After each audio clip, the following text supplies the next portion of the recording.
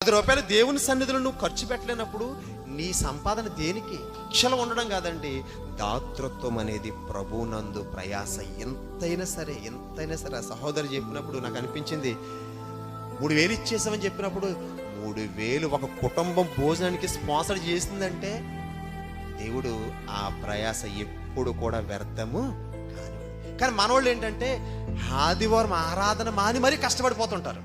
దేనికోసం కష్టపడుతున్నావు? వాక్యం ఏమని చెప్పమంటారా?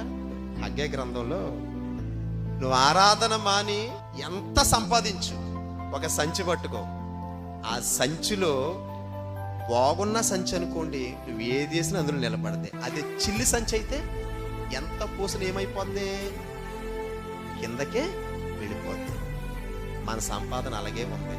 కొంతమంది ఏంటంటే ప్రార్థన మానేసి వచ్చేదాన్ని పోగొట్టుకుందాం, కానీ మీకు తెలియదు ఏంటంటే దేవుడు విశ్రాంతి దినాన్నే దీవించాడు. నాకు ఎవరైనా సరే ఫోన్ చేసినా, ఎవరితో మాట్లాడినా, ఎవరి ఫ్రెండ్స్ అయినా ఇంకెవరైనా కానీ నేను ఎవరు చెప్తాను, తమ్ముడు వారమంతా నువ్వు ఎక్కడికి వెళ్ళినా ఆదివారం కుటుంబంతో నువ్వు ప్రార్థనకి వెళ్ళు, ఆ వారం అంతా దేవుడు నీకు మానకుండా పని కల్పిస్తాడు. అసలు నీకు పని కాడ అసలు కొదువు ఉండదు.